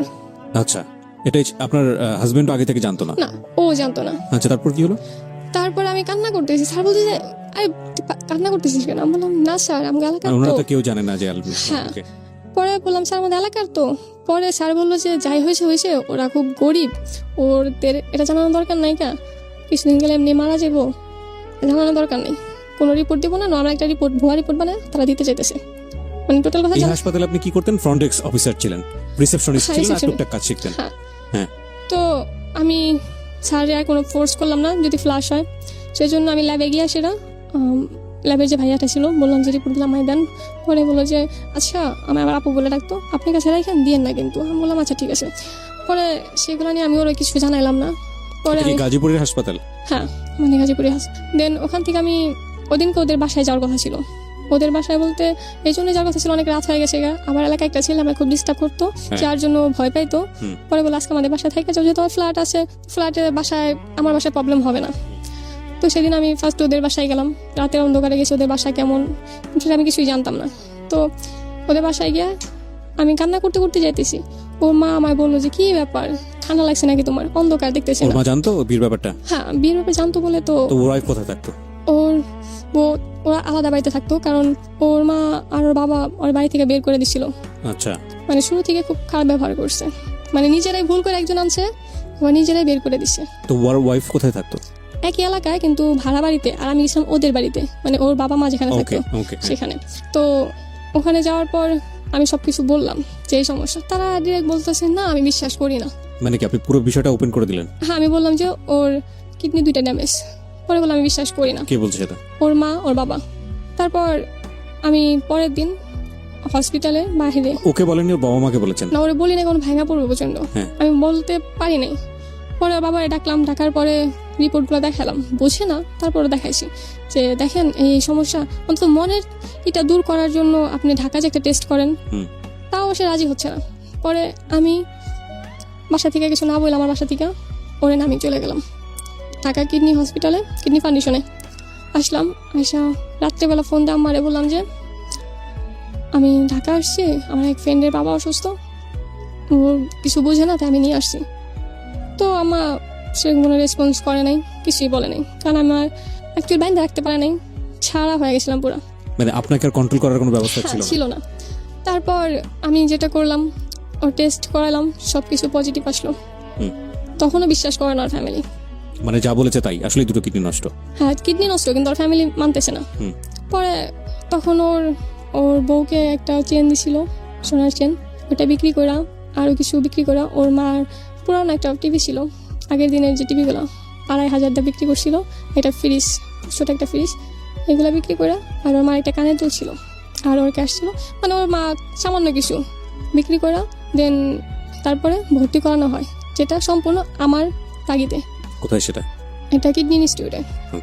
কিডনি ইনস্টিটিউটে তখনও তাও করা হয়তো না, তখন ওর বাবা আসছে ফার্স্টে, মানে ভর্তি করানোর উদ্দেশ্যে আসা হয়েছে, কিন্তু কিডনি ফাউন্ডেশনের সামনে দাঁড়ায় উনি বলতেছে আমি জাস্ট রক্ত দিতে আনছি, আমি তো অন্য কিছু করাবো না।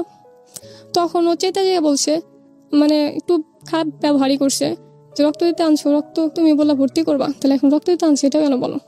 যেখানে ওরা যদি এমনি রক্ত দেওয়া হয় ও মারা যাবে ডিরেক্ট, এটা জানা সত্ত্বেও সে ওখানে করতেছে। পরে উনি সিনকেট করে সে চলে গেল ওখানে রাইখা, আমি একা। সেদিন থেকে আমি একা ওরে সামলাইতেছি। তারপর ওখানে আর হইলো না, কারণ ওখানে প্রচণ্ড খরচ। তারপর সরার দিতে গেলাম, যেখানে বন্ধ ছিল সেদিন, যার জন্য ভর্তি হতে পারলাম না। তারপর সরারদি থেকে বলে দিল যে পাশে একটা হসপিটাল আছে, ওখানে আপনি ট্রাই করতে পারেন। তারপর কিডনি ইনস্টিটিউটে গেলাম, সেখানে গিয়ে আমরা ভর্তি হলাম। ভর্তি হওয়ার পর ওর ডায়ালিসিস করবে। এখন সেটা একটা খরচ আছে, ক্যাথেটার করার জন্য 5,000 টাকা লাগবে। টাকা পয়সা সব কিছু আমার কাছে। তখনও মানে জানে মাত্র কিছুদিন, তার আগে ওরা আমি কিছু জানাইনি। ওর বাসা বলেছিলাম ও জানে কিছু না জানে। দেন ওরা জানানো হলো। তারপর ওখান থেকে ডাক্তাররা বললো এই অল্প বয়সে এটা, মানে সবাই প্রচণ্ড আফসোস করতে লাগলো। তখন ওর শরীর ভাঙে নাই, ওর ওজন তখন 80 কেজি। প্রথম যেদিন ডায়ালিসিস করা হয় তখন ওর ওজন আসে 72 কেজি প্রথম ডায়ালিসিসে। ওখানে থাকি আমরা 3 দিন ডায়ালিসিস দিই, কিন্তু ওখানে আমরা থাকি হলাম প্রায় 11 দিন।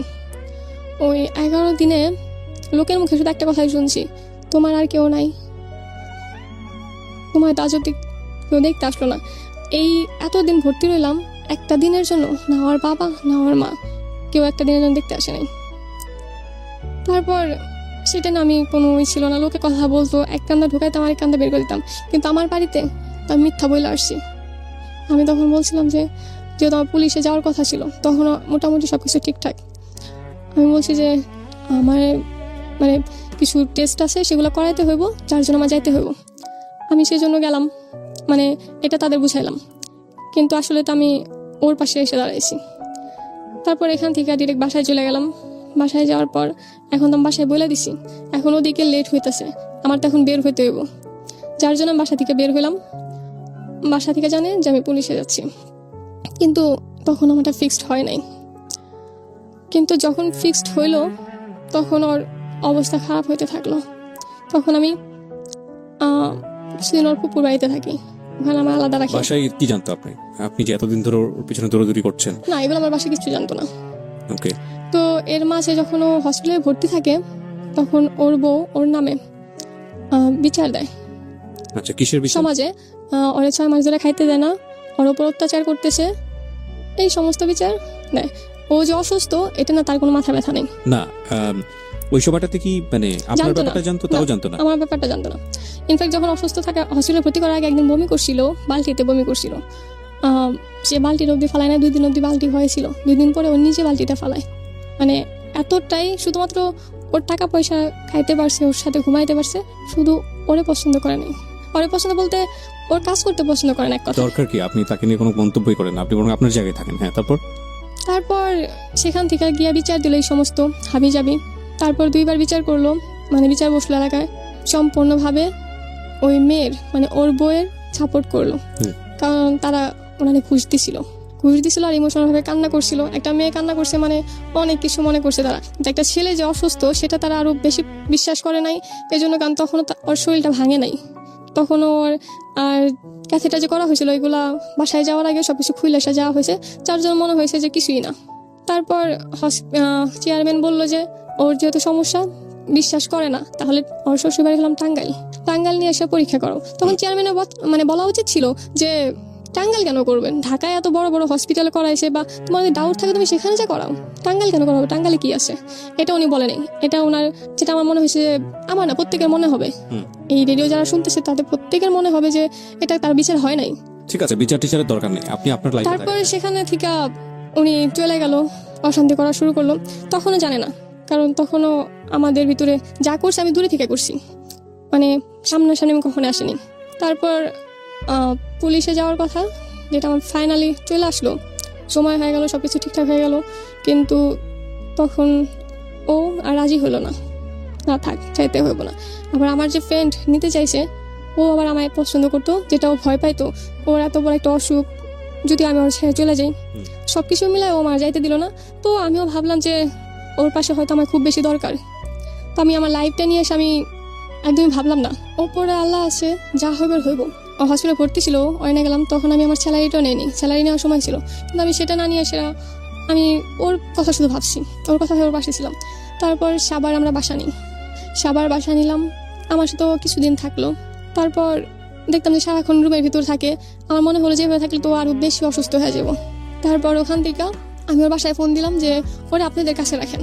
তখনও আমার শ্বশুরবাড়ির সাথে আমার সম্পর্ক ভালো, কারণ দূরে ছিলাম, কোনো কিছু আমি নাক গলায় নেই, আমি জাস্ট প্রয়োজন সময় পাশে ছিলাম, এটুকুই, সেজন্য ভালো ছিল সম্পর্ক। তারপর আমরা সাবার 2 মাস থাকলাম, মানে আমি একা ছিলাম, ও কিছুদিন ছিল মাত্র, ওখানে পাঠিয়ে দিই। আস্তে আস্তে ওর শরীরটা প্রচণ্ড খারাপ হয়ে যায়, রোজার ঈদের আগে ওরে এতটা অবস্থা খারাপ হয়ে যায়, ওর ফ্রেন্ডরা কালেকশন করে টাকা, ওর ফ্যামিলি থেকে টাকা ভাঙার মতন কোনো অবস্থায় নেই, মানে তাদের অ্যাকচুয়ালি ইচ্ছা নেই। দেন ওর ফ্রেন্ডরা সব কিছু মিলে 35,000 টাকা দেয়, যেটাতে আমরা শুরু করতে যাই। ফার্স্টে টেস্ট করি, 24 তারিখে আমরা যাই। যাওয়ার পর ডাক্তার বলে যে ঈদের আগেই তোমরা কমপক্ষে 2টা ডায়ালিসিস নাও। তখন ঈদের মাত্র বাকি 4 দিন। তখন তো আমাদের পক্ষে নেওয়া সম্ভব না।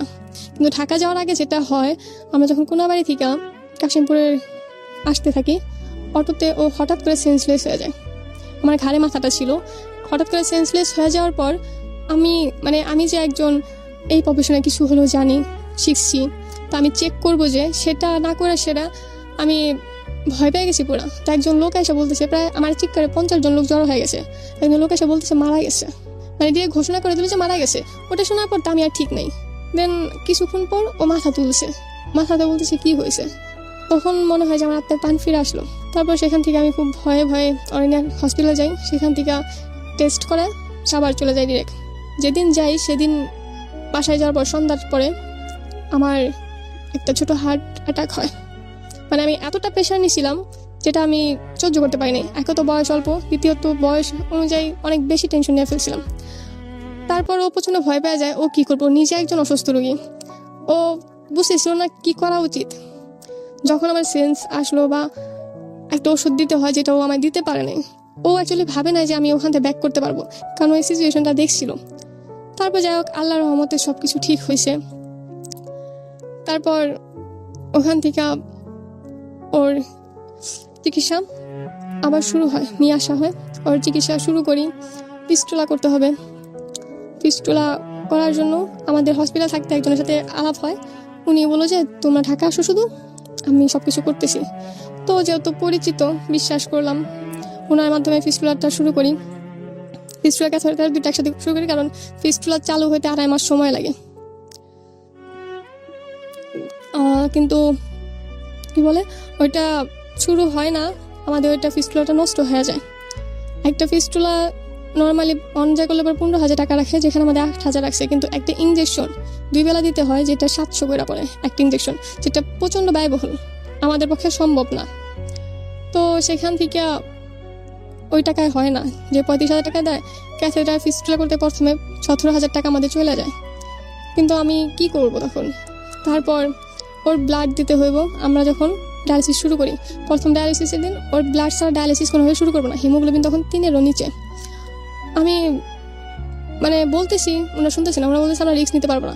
পরে যখন আড়ালে গিয়ে বললো যে আপনার হাজব্যান্ড এখন আমরা ডায়ালিসিস শুরু করি, ও মারা যেতে পারে, তখন আমি বুঝতেছিলাম না যে আমি কি বলবো।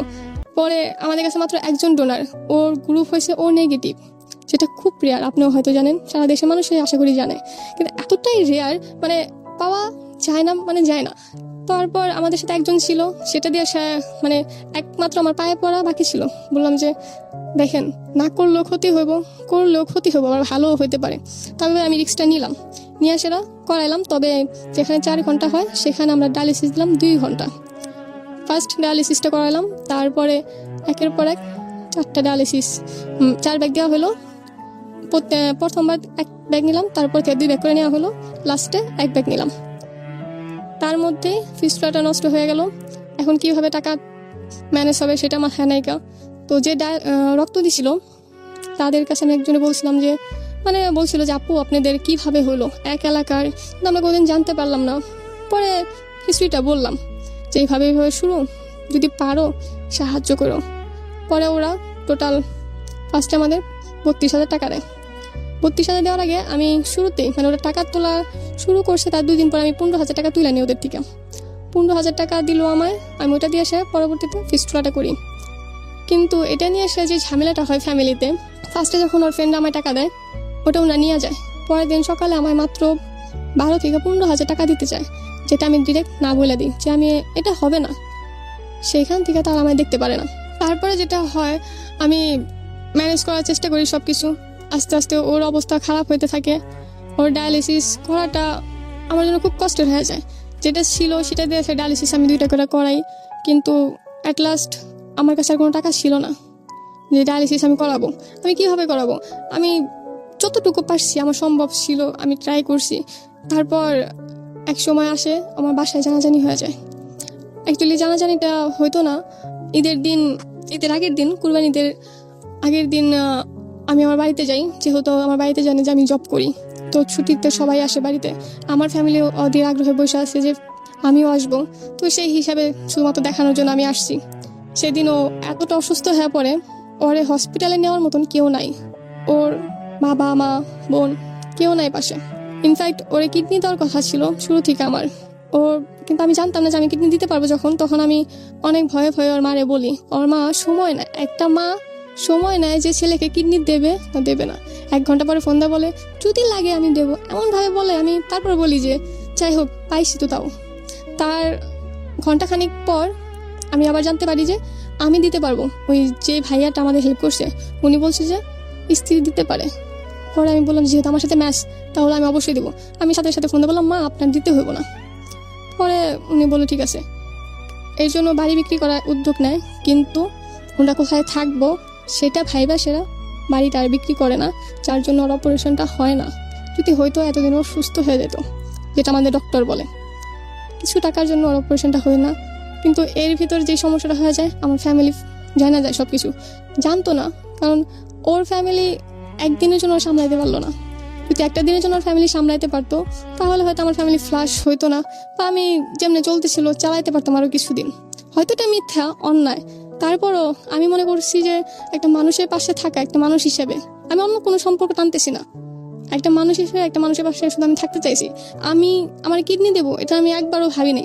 আমার শুধু একটাই চাওয়া ছিল যে একটা মানুষ হিসেবে একটা মানুষের পাশে থাকবো আর তাকে আমি সুস্থ করব। শুধু তাকে সুস্থ করার জন্য যা কিছু করার। আমি অনেক ছোট হয়েছি, লোকের কাছে হাত পাচ্ছি, আমি সারা জীবন লোককে টাকা দিয়ে আসছি, কিন্তু ফার্স্ট টাইম আমার কখনো লজ্জা লাগে নাই যখন আমি আমার স্বামীর জন্য হাত পাচ্ছি। কারণ কেন লজ্জা পাবো? আমি যদি বাঁচাইতে পারি তাহলে আমার লজ্জা পাওয়ার দরকার নেই। আমি সবটুকু চেষ্টা করতেছি, আর আমার মৃত্যুর আগ পর্যন্ত আমি চেষ্টা করে যাব যাতে তাকে আমি সুস্থ করতে পারি।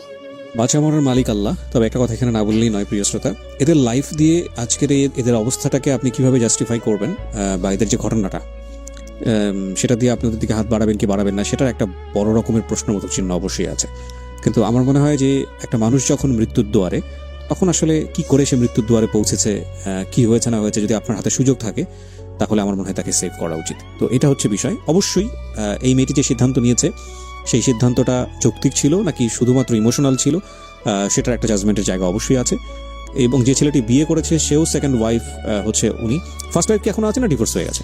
এখন আছে, তবে অসুস্থ হওয়ার পর থেকে চলে গেছে। মানে উনিও জানে এখন আপনাদের সেকেন্ড বিয়ের ব্যাপারে?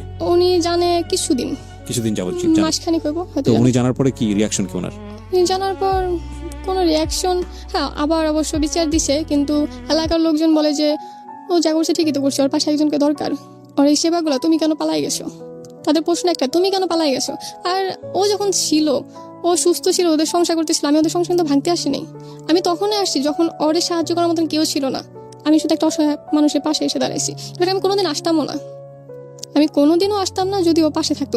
আমি আজ এই ভরা মঞ্চে বলতেছি যে ও যদি আসে, আইসি তোর দায়িত্ব নেয়, আমি নির্দ্বিধায় আমার জায়গাটা ছেড়ে দেব।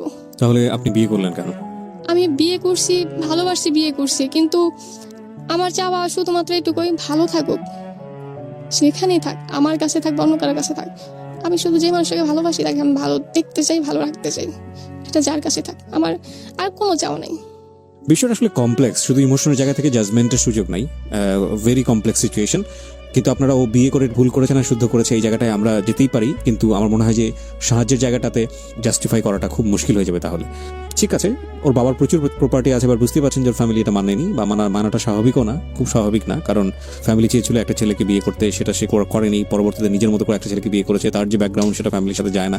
তো সব কিছু মিলিয়ে আসলে একটা ভজকট অবস্থা, এবং এই ভজকট অবস্থা থেকে আসলে একটা মানুষকে সাহায্য করাটা খুব ডিফিকাল্ট আমি জানি, কারণ আমরা আসলে তাকেই সাহায্য করি যাকে মন চায়। এই ঘটনা শুনে আসলে অনেকেরই মন চাবে না এই মেয়েটিকে সাহায্য করতে, কিন্তু একটা জিনিস অবশ্যই উচিত, যে মানুষটা মৃত্যুর দ্বার প্রান্তে আছে সেই মানুষটার পাশে কেউ না কেউ দাঁড়িয়েছে। সেটা কিভাবে দাঁড়িয়েছে সেটা বড় প্রশ্ন নয়, প্রশ্নটা হচ্ছে যে ওই মানুষটার সাথে একজন দাঁড়িয়েছে তাকে হেল্প করার জন্য, অ্যাটলিস্ট তাকে আগে সেভ করেন, তাকে আগে বাঁচান।